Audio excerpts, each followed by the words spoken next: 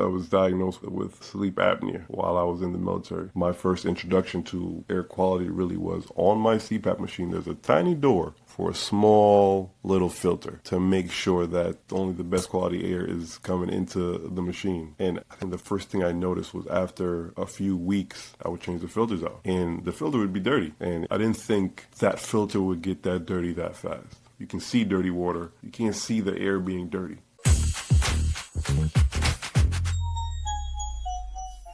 Hello, my name is Ade Sampson, co-owner here at the General Heating and Air. I'm a 10-year Air Force veteran. All of my technical training came while I was in the Air Force. All my troubleshooting training, my quality assurance training and background came while I was in the Air Force. And I started in this industry in 2009. What exactly did you do in the military? I was in charge of making sure people were in the best environment possible to perform at an elite level. So imagine this, right? You get to a place, it's hot, and you're supposed to do a job. It is hot, you're sweating.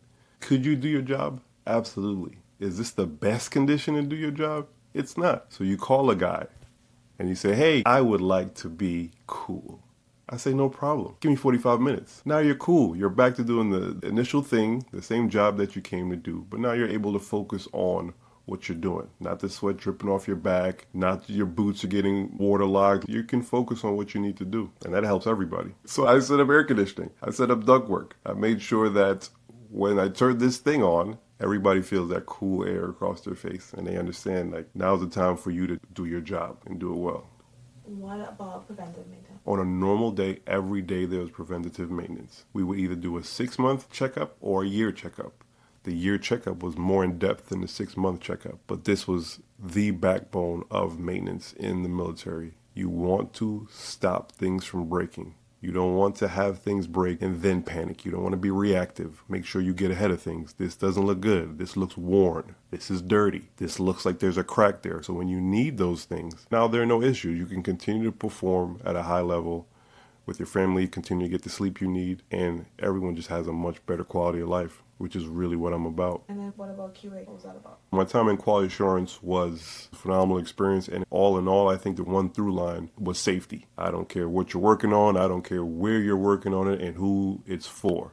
The number 1, 2, and 3 things that you must be concerned with at all times is safety. You can always buy more equipment. There's only one of you. Tell me about the life-changing event that happened in the military. Well, the number 1 life-changing event in the military was meeting my beautiful wife. So sweet.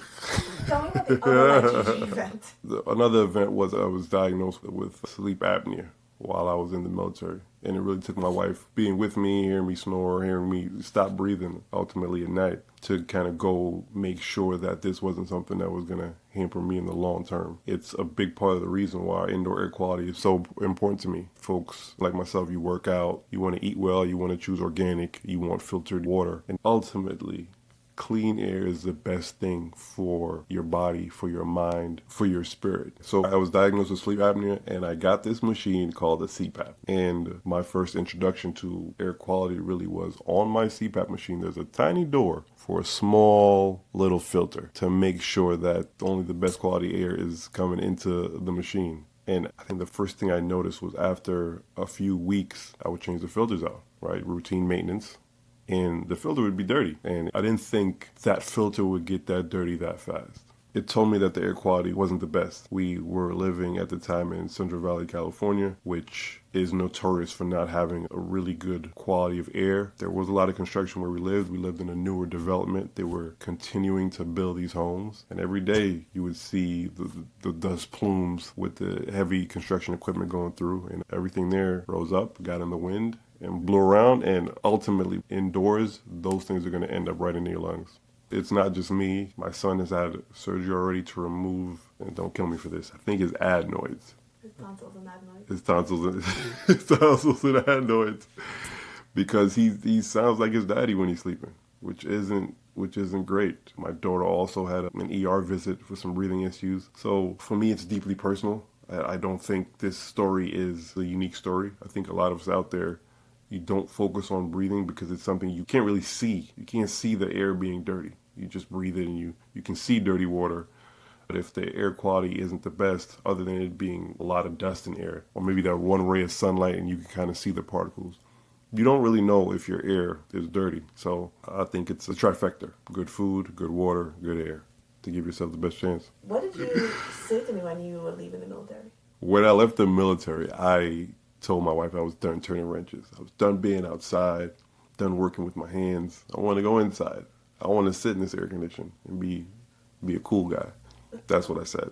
I started working as a cybersecurity engineer at Livermore Labs in California. What did you think about being inside? I think being inside is phenomenal. It's relaxing, it's calm, it's predictable. Those things, however, are not for me personally. And I had to make a change. I couldn't do it.